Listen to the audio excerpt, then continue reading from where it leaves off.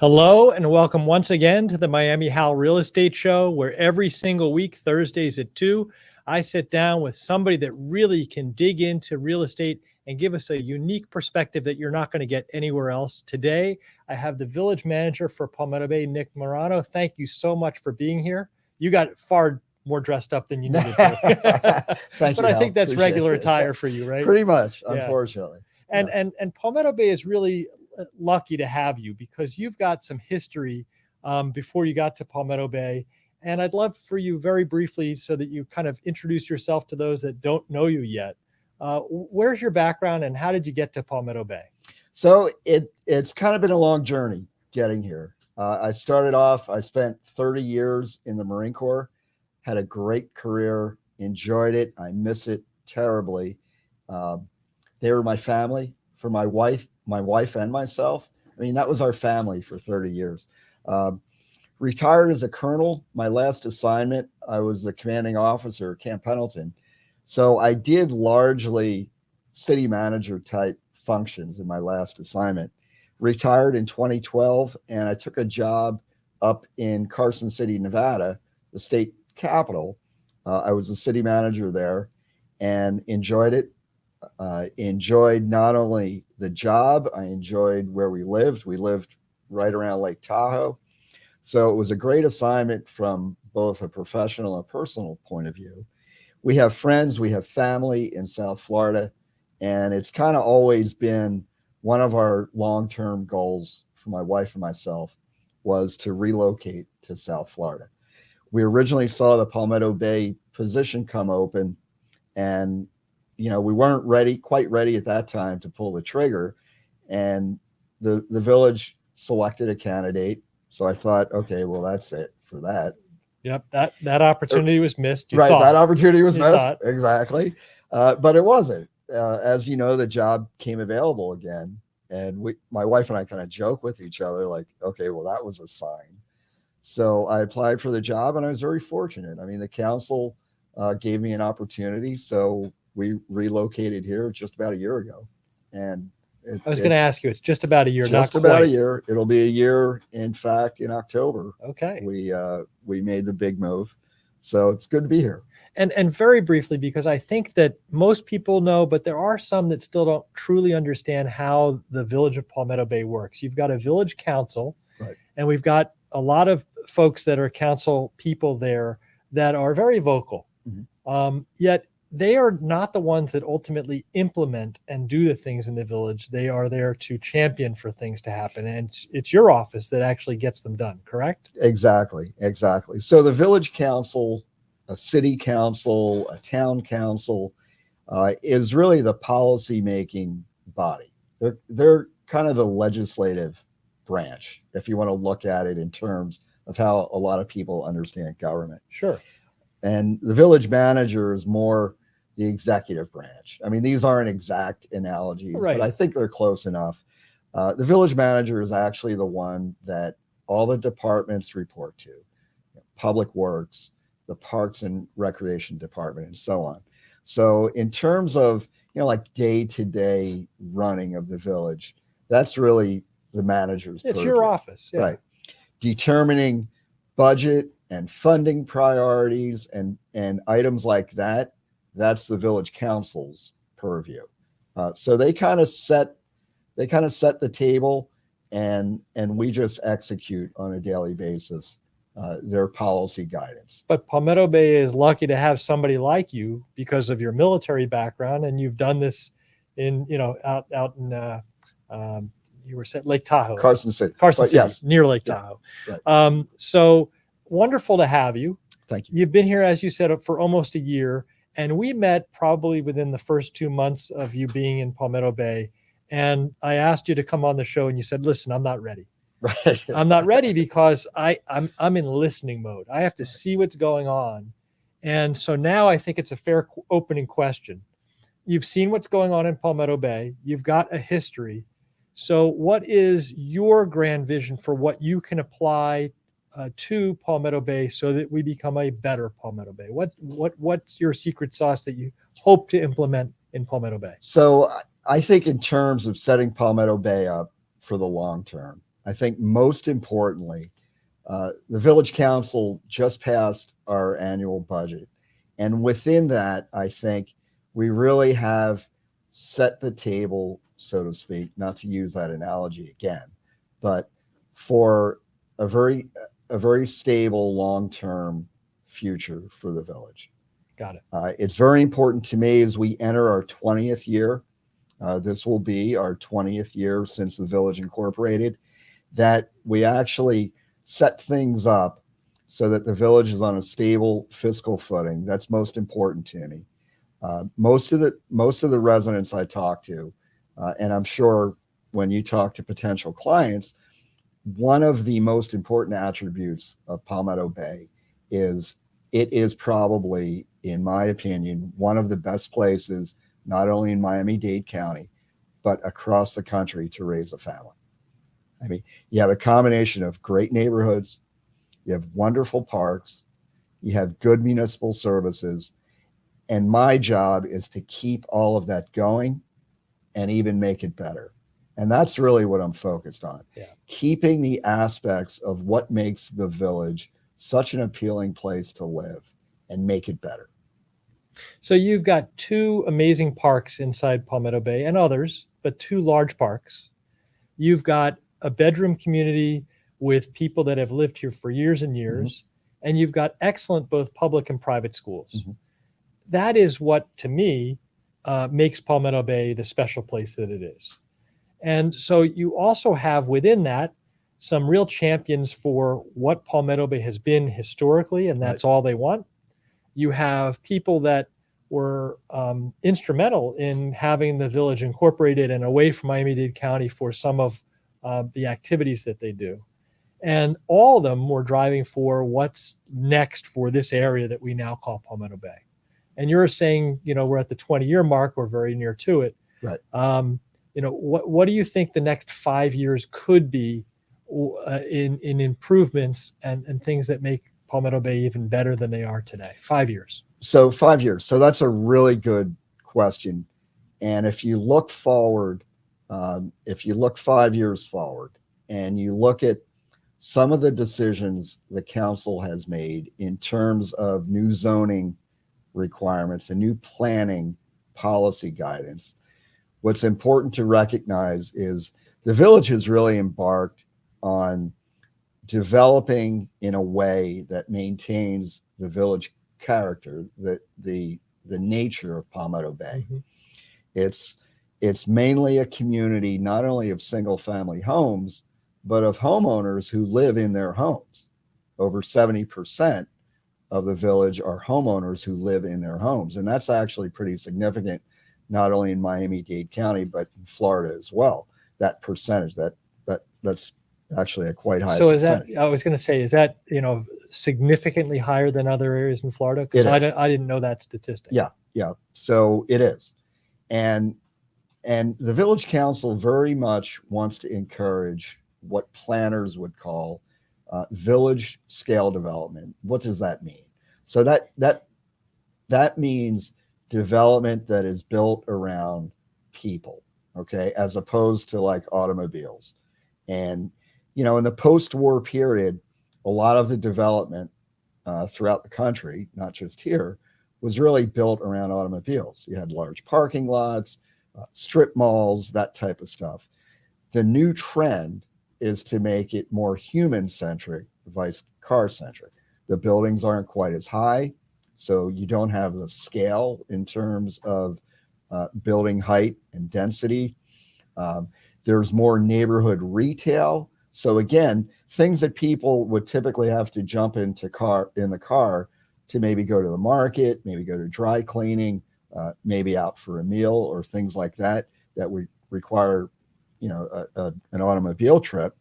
Now it's more of a mixed use type development, so that again it's more centered around people vice automobiles. And I know from a policy point of view, the council really wants to encourage those type of developments so it fits in more with the nature of the village than large buildings that we have on the background here, for example. So this is right where I was kind of heading with questions anyway, and now you've given it a slightly different angle to that. So the village goal is to be more human centric rather than car centric, to Right. give it a very basic analogy between one side versus the other. And I, as well as many other residents of Palmetto Bay for years before you arrived, were parts of committees and discussions about how the downtown development is how it was originally described, a downtown development.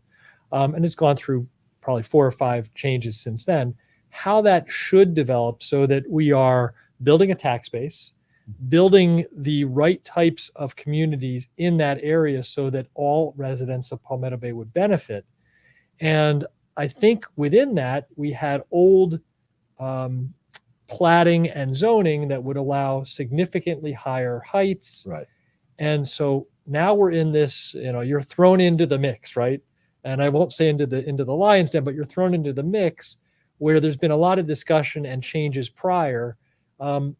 Where do you sit with where the code is right now and where the development is? Because we've had some that's already moved into that downtown development area.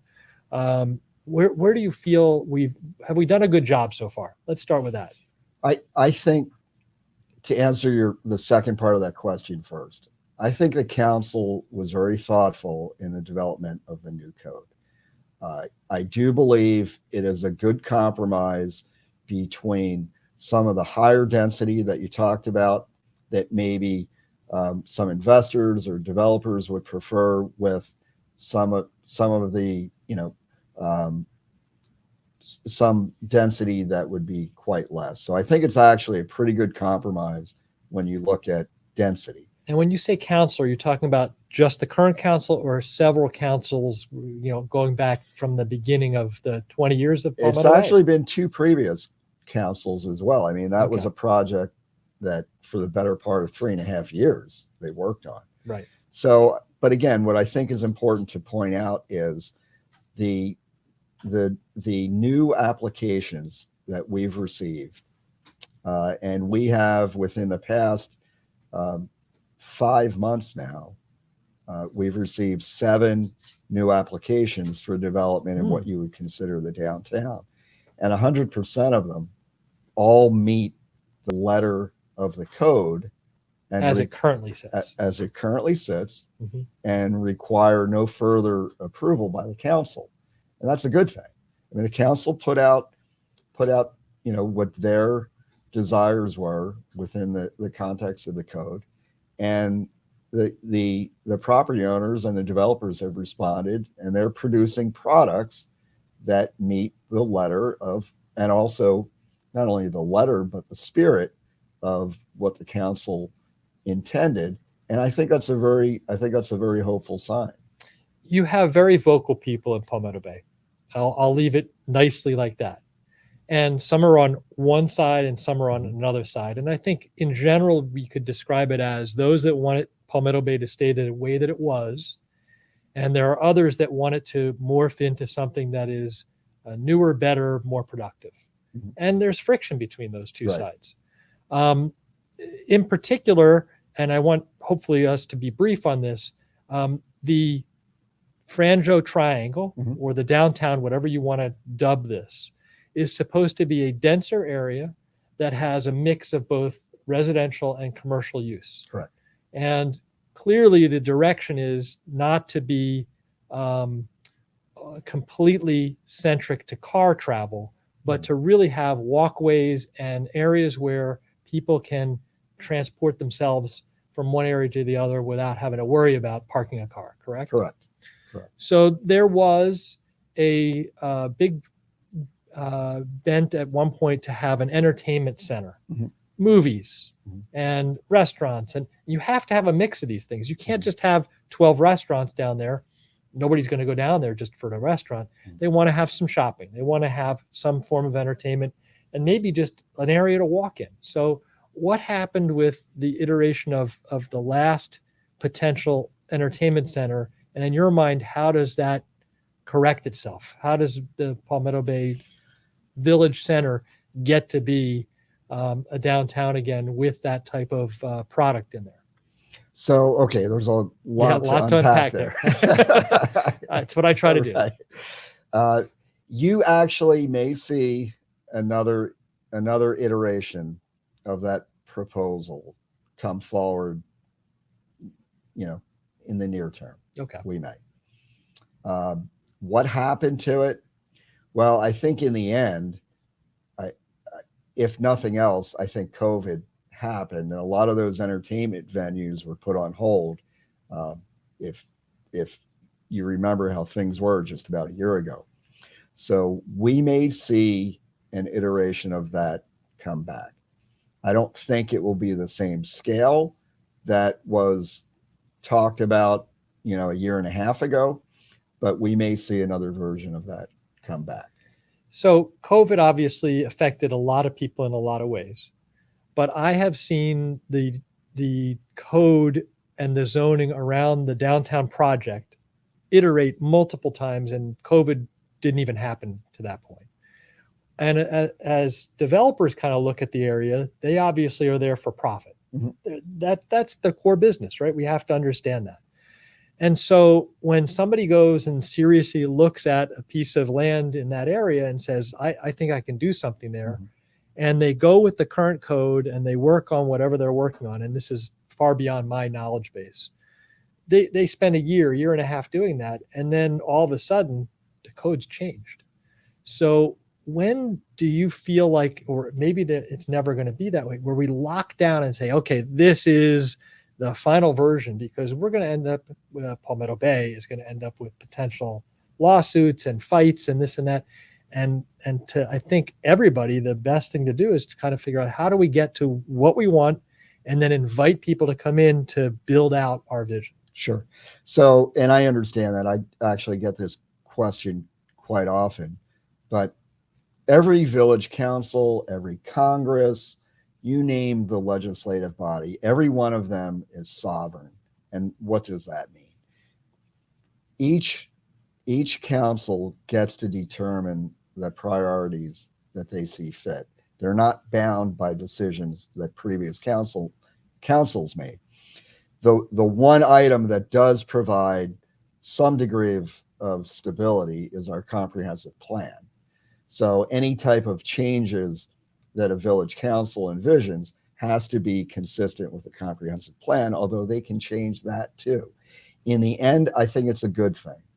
The village council, our Congress, again, whatever legislative body you're talking about, theoretically represents the will of the people, and that's democracy. That's representative democracy. So I don't see that necessarily as a bad thing. I do understand your point. How can someone do some long-term planning if things change? That's the nature of the world we live in, unfortunately. And I asked that question and formed it the way that I did for a couple of reasons. One, I'm trying to be apolitical because there's a lot of politics that neither you, I should be addressing on this show in particular. But I also did it to let the audience know how calmly and with a smile you walk through that. It's important to understand that councils will come and go, and you as a village manager are here hopefully for a long term, and you kind of watch over several iterations of the village council and try to still make things work. And so I just love the fact that you answered the way that you did, and with the tone that you did. Let's talk about some things that the village does not have complete control over, because the village is an incorporated, entity. However, it is still within Miami-Dade County, and there are some things happening in Miami-Dade County that sometimes are dictated into the village itself. And I'll start with the easier one first, I think. Let's talk about what's happening on 136th Street. From east to west in Palmetto Bay. And as many people know, that's the dividing line between Palmetto Bay and Pinecrest. So what's going on there? So a couple of things, and I have a little bit of news we can talk about too. That's perfect. So 136th Street is a county road. And for people who don't know what that means, is for every municipality in the county basically is responsible for the maintenance and law enforcement and things like that on a number of county thoroughfares. 136th Street is one of them. So together with the village of Pinecrest, the county and the village of Palmetto Bay developed a plan for a shared use path. It went through a couple of different planning iterations. It originally was not a path.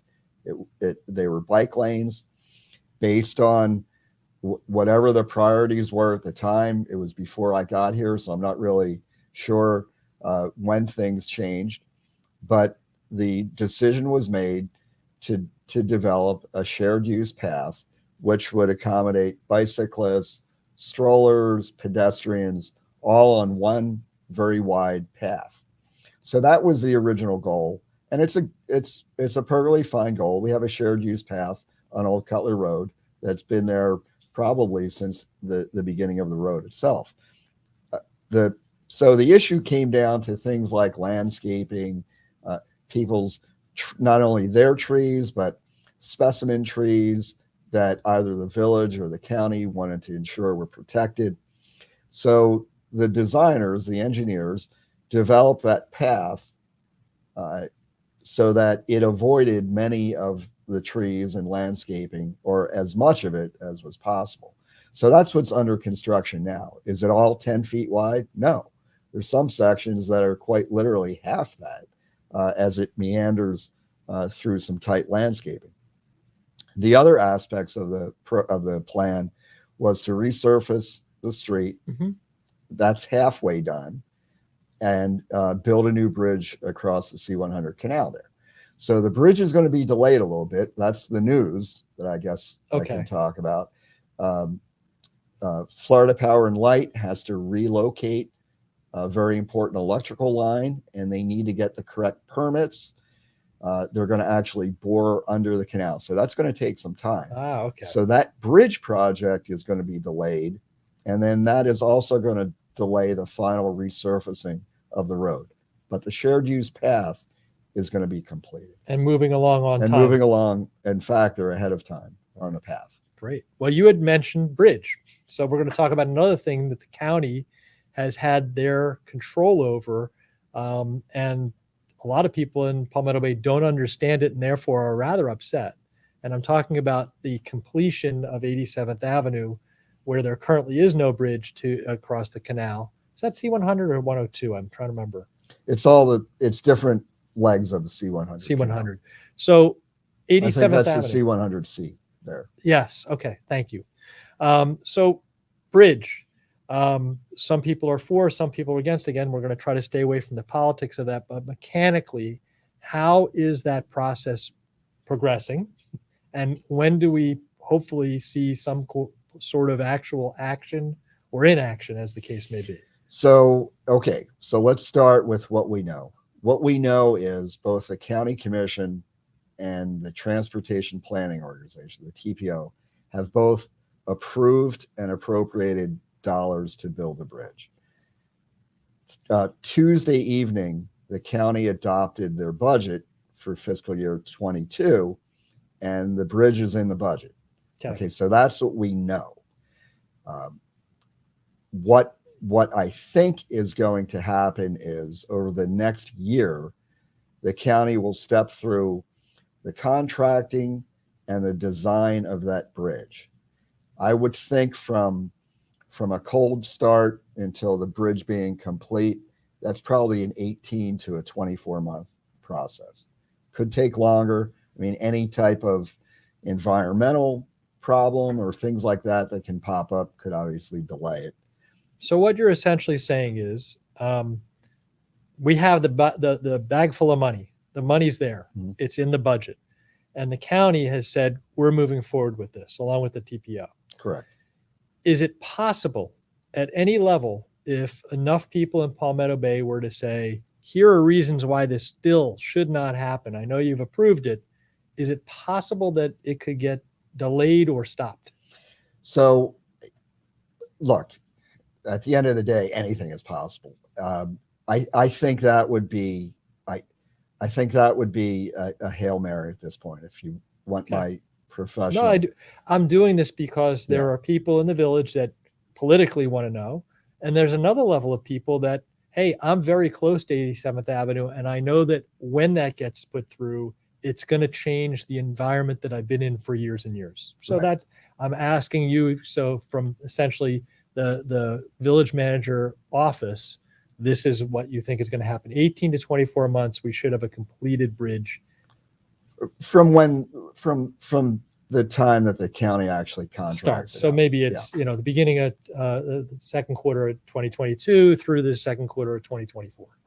I would hesitate to even You're put right. it, but I shouldn't have gotten it to Yeah, that yeah. level, but approximately 2 years from whenever this thing starts, I you would think. believe a bridge could be completed. Yes. Now there's a couple of important things to point out.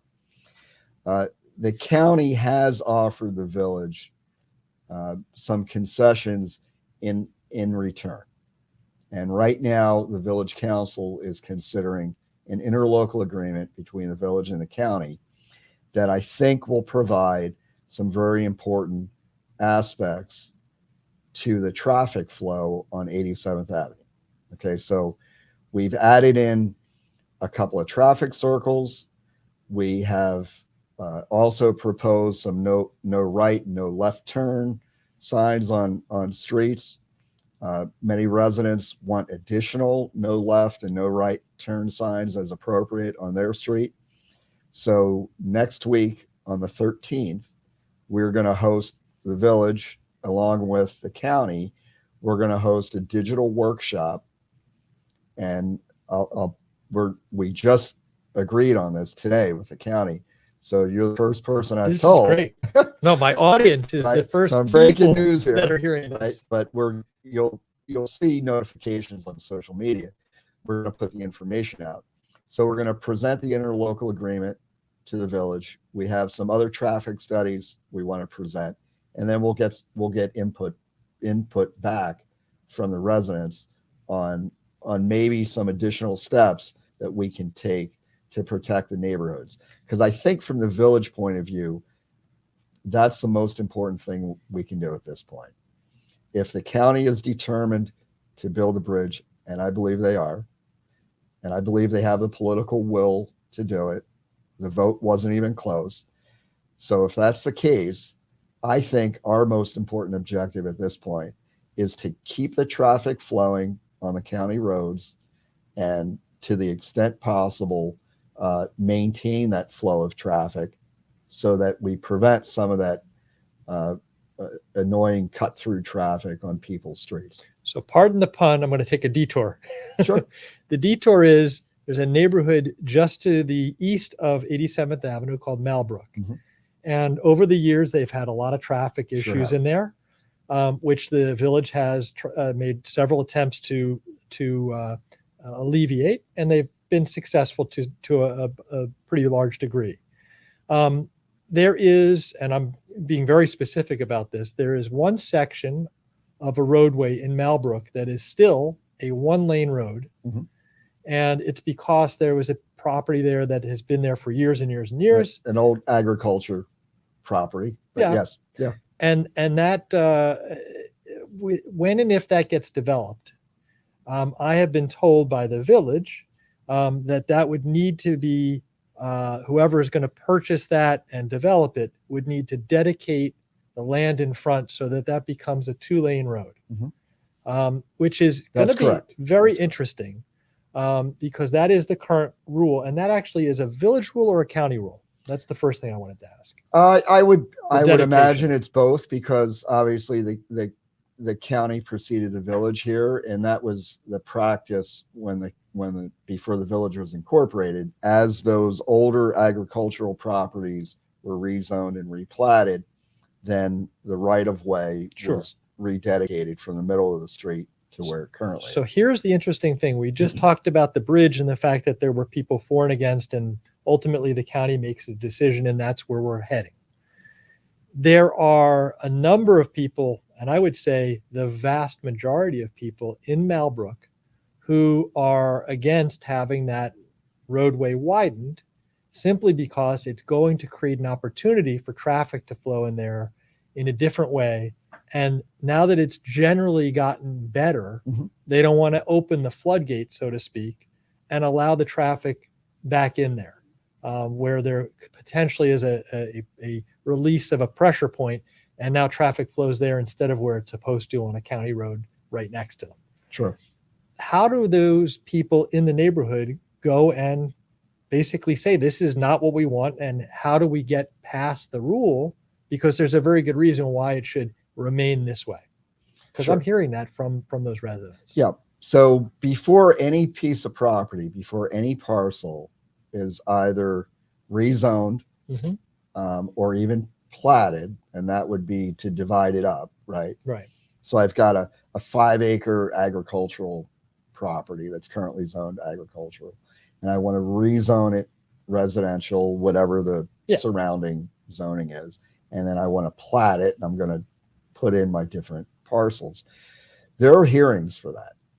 And this council has proved extremely receptive to resident input and resident concerns. And I would recommend very strongly that the residents make their voice heard. And certainly within the village of Palmetto Bay, that matters. Got it. So your office doesn't actually have any say in that. It would be the village council's will to listen to the residents and to then suggest an alternative way potentially to deal with this platting and that dedication. Correct. Okay. Correct. And then whatever the village says ultimately goes to the county, and the county should not resist that. They should say, yeah, this is as you know, it's a 2-step process. It goes from the village, goes to the county takes action, and then it comes back to the village for final action. So it's kind of a 2-step. I guess it's technically a 3-step, but I mean 2-step between the village and the county process. I'm looking at the clock and I'm feeling awful because we have talked about such good things. I didn't get a chance to have people type in and ask questions. And what I'd love to do is essentially ask you to talk to the camera and tell people how they can be in touch with Palmetto Bay, what's the right path for them to ask questions and get the right answers. And it seems like your office is certainly open to that input. And then we'll finish up with one other thing. But right now, please, if you would tell everybody out there how they get in touch with Palmetto Bay and interact with their government. So there's a couple of different ways. We've just rolled out. Okay, sorry. Looking at the center. Yeah, camera. That's okay. It's not you. It's one of the cameras that's right. Not functioning. It's not me. So it's the operator. Okay. So if you go either on the iOS or the Android Play Store, you can download a couple of important apps, and I would recommend everyone do. One is called Palmetto Bay Connect. That is our communication app that we developed about half a year ago. Very important for every resident to download Palmetto Bay Connect. As important and emergency events happen throughout the day, we unfortunately had a very important police event yesterday in Palmetto Bay. We will put information and push it out to the community on Palmetto Bay Connect. So very important app during a named storm or even just when a road is closed. So I recommend everyone download Palmetto Bay Connect. The other app is Palmetto Bay Street by Street. That is an interactive app, more so than Palmetto Bay Connect, that allows residents to connect very seamlessly with village government and have problems solved or have questions answered. So if you download Palmetto Bay Street by Street, everything from your curb is cracked outside your driveway. It's very easy. The app will geolocate you. You can take a photo, you send it in. I read every single one of those throughout the day. So as they come in, I get notified. I read every single one, and I farm them out to the appropriate person to either take care of or reply. During public meetings is another great opportunity for people to make their voice heard. As I told Hal, the village council is very receptive to public input.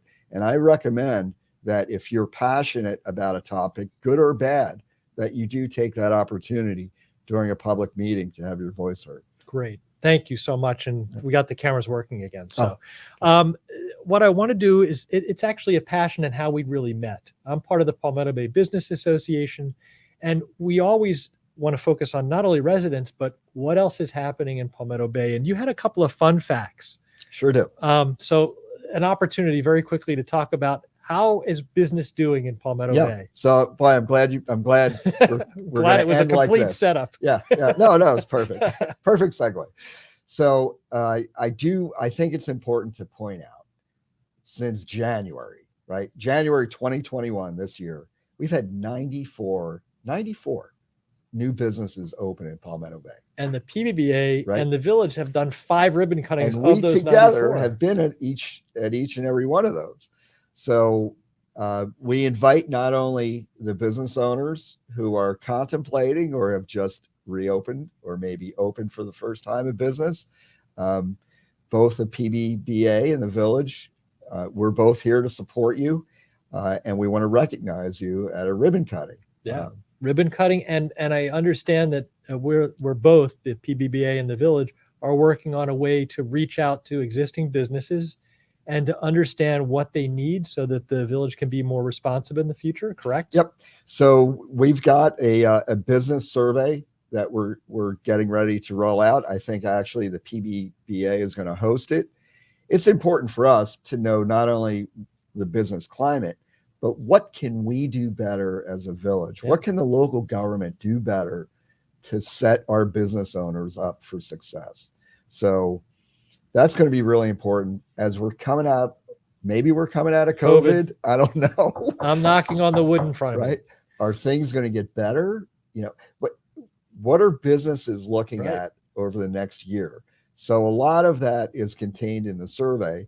And I really hope we get great participation from our business community, because we really do want to know, how can we make the process, and it's a tough process as everyone knows, how can we make it more efficient and better?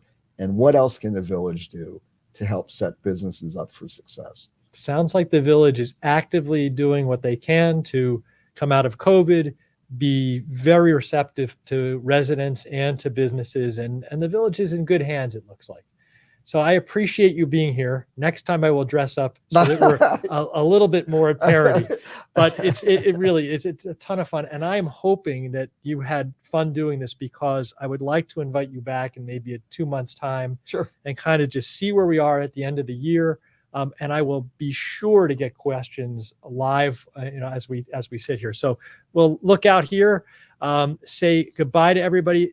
Nick Marano, the village manager for Palmetto Bay, he's receptive. There's 2 great apps, and we've talked about some amazing things, but I'm going to have him back, and we're going to talk about even more wonderful things happening in Palmetto Bay. Thank you so much. Thanks. And until then, I'll see you next week.